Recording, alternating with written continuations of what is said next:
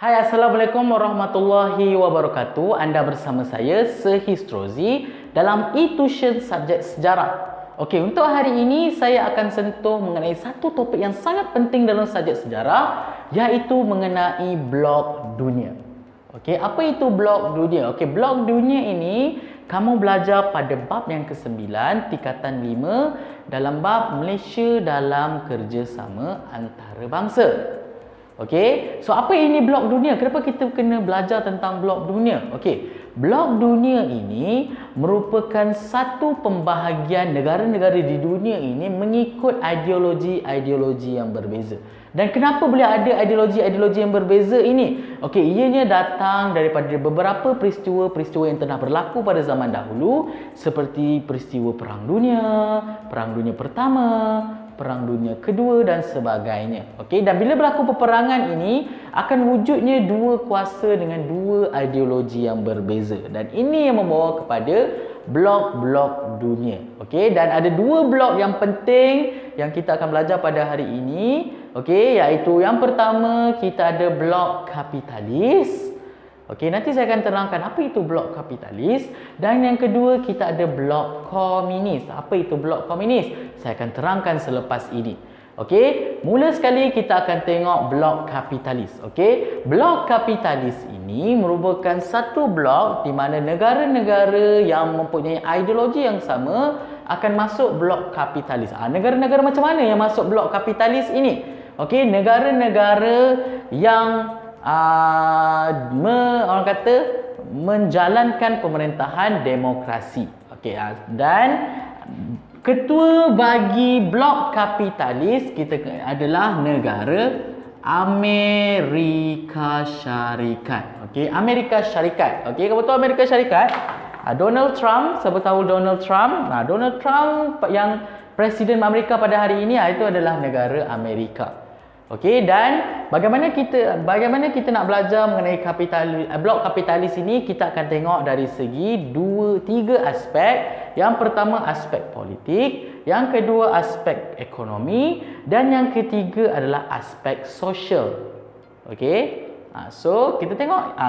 Sebelum tu saya nak terangkan kepada kamu, kalau dalam exam kadang-kadang dia tak akan tanya kapitalis. Okey, dia tak akan sebut kapitalis, tapi nama lain bagi blok kapitalis juga kita kenali sebagai dunia pertama.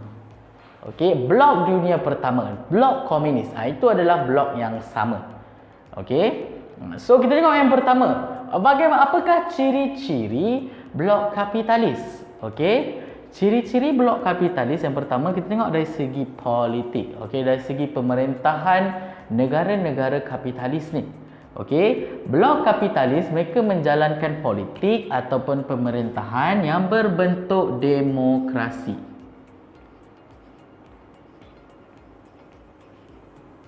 Okey, apa ini pemerintahan berbentuk demokrasi? Okey, pemerintahan berbentuk demokrasi adalah pemerintahan di mana pemimpin negara tersebut dipilih melalui pilihan raya, melalui undian-undian rakyat. Okey, macam negara kita, okey, di mana pemimpin negara tersebut, calon-calon pemimpin negara tersebut akan bertanding dalam pilihan raya, dan calon-calon yang mendapat undian yang paling tinggi akan dilantik menjadi pemimpin negara tersebut. Itulah negara-negara demokrasi dari segi politik. Okey, yang kedua ditengok dari segi ekonomi. Okey, bagaimana pula sistem ekonomi yang dijalankan dekat negara-negara kapitalis ni? Okey, negara-negara kapitalis mereka menjalankan perniagaan ataupun perdagangan yang berbentuk pemilikan persendirian. Pemilikan persendirian.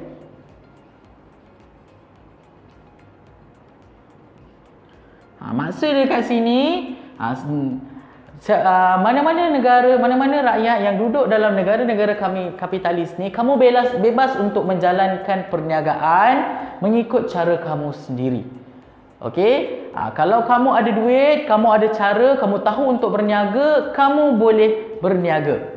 Okey, apa-apa saja perniagaan kamu boleh lakukan dekat negara-negara kapitalis. Dan juga dari segi sistem ekonomi kapitalis ini, mereka sangat-sangat mengutamakan keuntungan. Okey, dia punya konsep adalah konsep memaksimumkan keuntungan.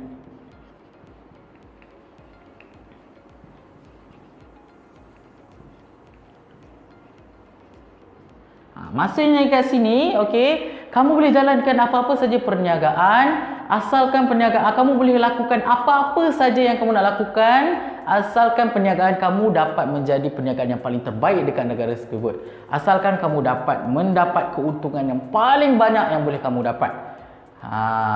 Okey, itu adalah negara-negara kapitalis. Okey, kamu nak buat apa saja boleh. Dalam perniagaan kamu boleh. Okey, asalkan matlamat utama ekonomi kapitalis ini adalah kita kena maksimumkan keuntungan, ataupun kita panggil sebagai, ataupun lebih mudah untuk kamu faham, perniagaan mana yang lebih kaya, lebih hebat, perniagaan itulah akan menjadi yang paling tinggi dekat negara tersebut. Okey, itu dari segi ekonomi. Okey, dari segi sosial pula, okey, mereka, okey, atau rakyat-rakyat yang ada dekat negara-negara kapitalis ini, okey, mengutamakan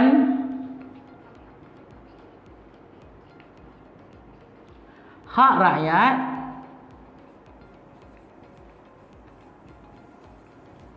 dan juga kebebasan individu. Kebebasan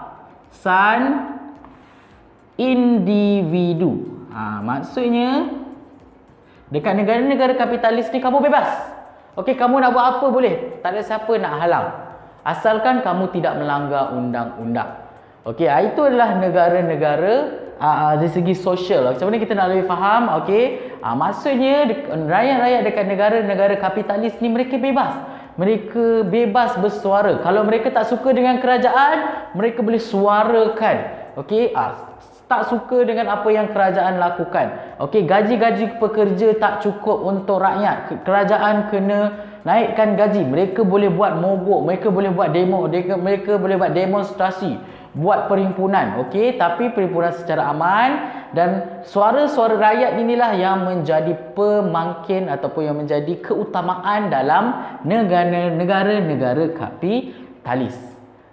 Okey, ini adalah negara-negara kapitalis secara sepintas lalu untuk kamu mudah faham. Okey, kita pergi pula kepada blok yang kedua. Okey, blok yang kedua adalah blok komunis.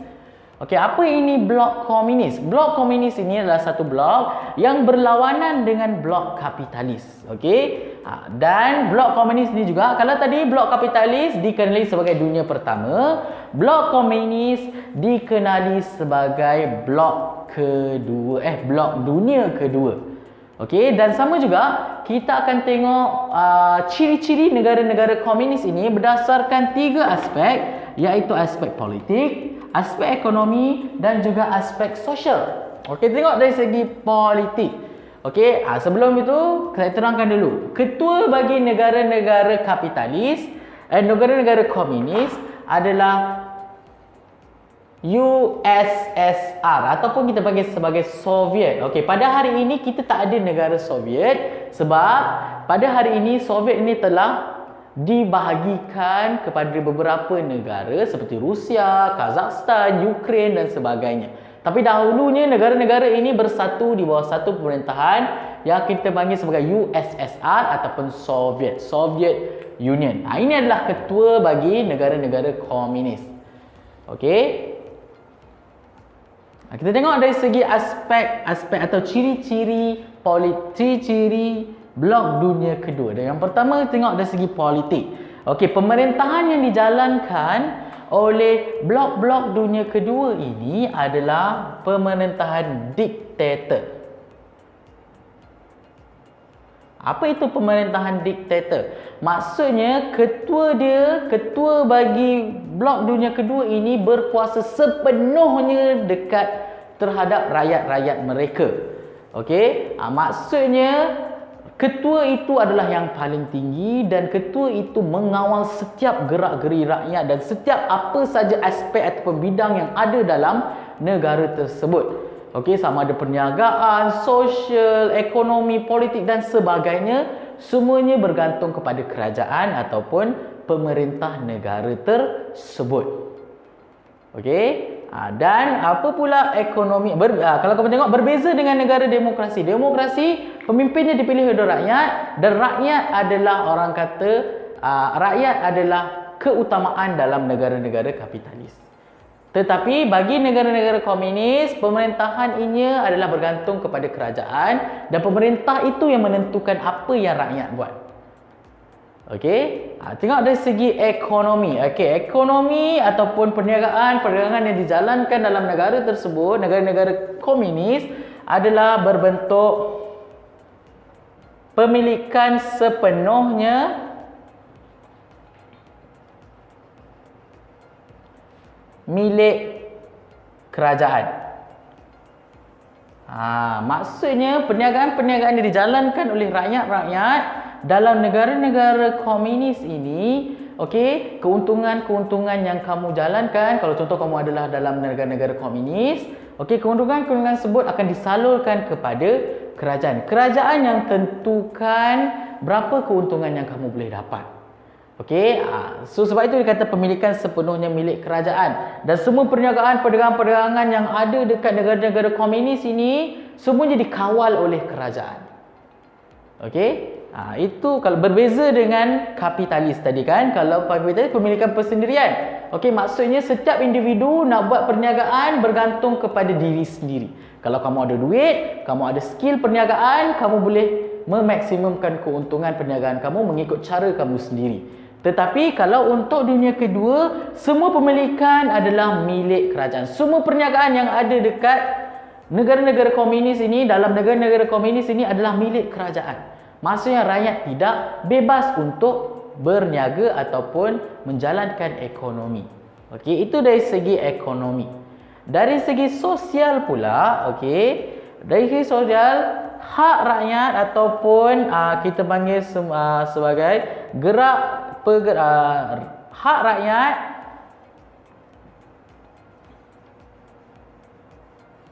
ditentukan oleh kerajaan.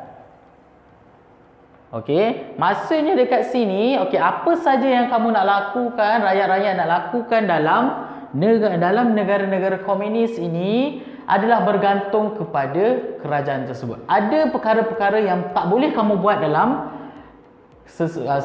negara itu yang melanggari peraturan-peraturan negara komunis, kamu tidak boleh buat. Okey, maksud setiap gerak-geri rakyat ditentukan oleh kerajaan. Maksudnya tidak ada kebebasan bersuara ataupun hak rakyat. Maksudnya rakyat-rakyat ada dekat negara komunis, mereka tidak bebas bersuara. Kalau mereka tak suka dengan kerajaan, mereka kena ikut sahaja apa yang kerajaan tentukan. Okey, mereka tidak boleh bersuara kalau mereka tidak suka. Kena ikut sahaja. Sebab bagi negara-negara komunis ini, mereka memegang ideologi bahawa orang kata kerajaan yang menentukan segala-galanya. Rakyat kena ikut sahaja. Sama macam ekonomi tadi. Okey, pemilikan sepenuhnya milik kerajaan. Maksudnya kat sini, apa-apa saja perniagaan, keuntungannya semua akan dikawal oleh kerajaan dan kerajaan yang akan mengagihkan keuntungan itu sama rata kepada semua rakyat. Maksudnya dekat dunia kedua ni, okey, tak ada orang miskin, tak ada orang kaya. Okey, berbeza dengan negara-negara dunia pertama. Kalau dunia pertama, kalau kamu ada duit, kamu boleh menjadi kaya kalau kamu tahu cara dia. Maksudnya kat sini, dekat negara-negara dunia pertama ini, orang kaya akan menjadi kaya dan orang miskin akan menjadi miskin. Ini terpulang kepada hak sendiri. Kalau kamu nak kaya, kamu kena usaha. Kalau kamu tak usaha, kamu takkan jadi kaya. Itu adalah negara-negara kapitalis. Tetapi negara-negara komunis, mereka akan pastikan rakyat mereka tidak ada yang miskin. Sebab itulah semuanya pemilikan milik kerajaan. Okey, maksudnya kerajaan yang tentukan, okey, berapa banyak gaji yang nak berikan kepada rakyat. Okey, apa kerja-kerja yang dilakukan oleh rakyat. Okey, kalau kerja ni berapa gaji dia? Kalau kerja ni berapa gaji dia? Okey, dan tak ada perniagaan yang berbentuk pemilikan persendirian. Maksud semua perniagaan haruslah milik kerajaan. Okey, dan semua rakyat-rakyat dalam dunia kedua ini mereka menerima gaji daripada kerajaan. Kerajaan menentukan berapa banyak gaji yang mereka perlu dapat, berapa banyak sumber makanan yang mereka perlukan. Dan kalau kau tengok, antara kedua-dua blok ini sebenarnya ada kelebihan dan ada kelemahannya. Okey, dan tadi saya lupa terangkan mengenai selain daripada Amerika Syarikat, apa lagi negara-negara yang termasuk dalam blok kapitalis? Antara negara yang termasuk dalam blok kapitalis adalah seperti Perancis,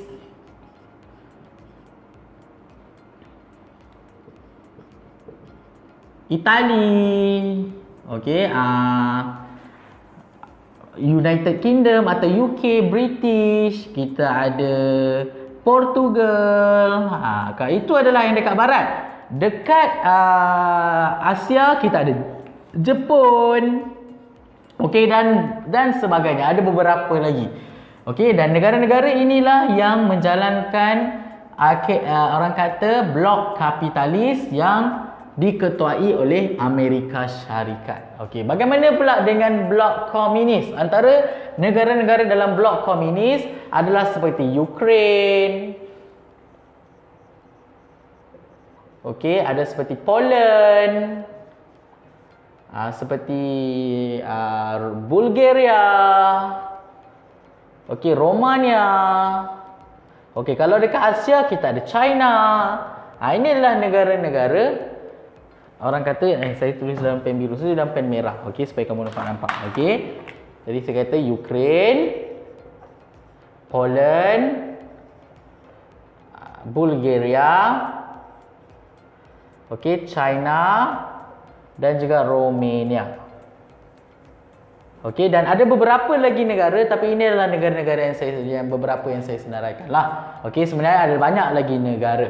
Okey, dan dalam kita belajar mengenai blok dunia ni, kamu kena tahu disebabkan perbezaan inilah, okey, yang menyebabkan kedua-dua blok ini tidak pernah sehaluan. Okey, sebab itu kamu nampak saya tulis VS dekat sini.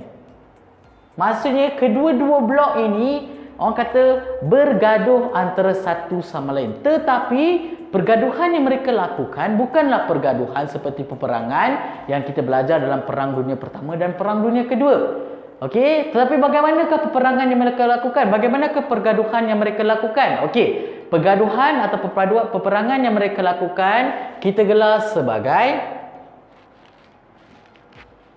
sebentar ya. Okey, kita gelar sebagai Perang Dingin. Apa ini Perang Dingin? Perang Dingin adalah peperangan yang berlaku antara blok komunis dengan blok kapitalis. Okey, tetapi peperangan ini tidak melibatkan apa-apa senjata. Maksudnya kita panggil sebagai perang ideologi. Sebab itu kita perang dingin. Maksudnya tidak ada berlaku apa-apa pertumpahan darah ataupun senjata. Tapi bagaimana mereka berperang? Kalau tak ada pertumpahan darah, bagaimana mereka berperang? Itu bukan perang namanya. Ada. Apakah contoh-contoh peperangan yang dilakukan? Okey, peperangan yang dilakukan adalah dari segi membuktikan bahawa satu blok lebih bagus daripada blok yang lain dari pelbagai aspek. Contohnya dari segi sains dengan teknologi.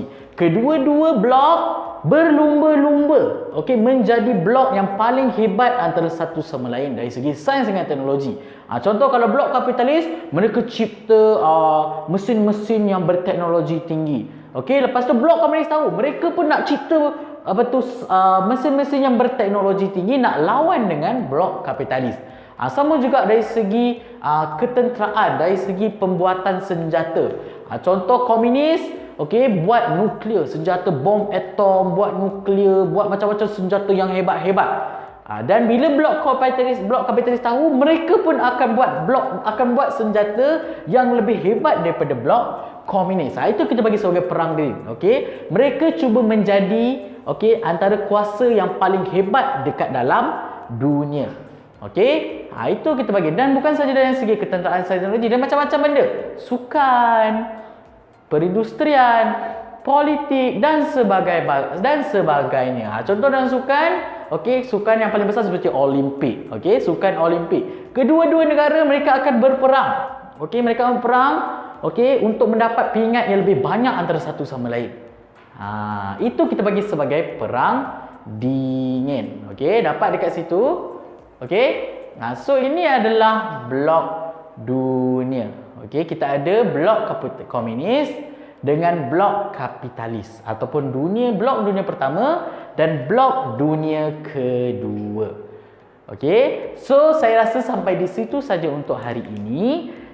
Kita jumpa lagi di video yang akan datang dengan topik-topik yang lebih menarik bersama saya, Sir Histrozi. Bye.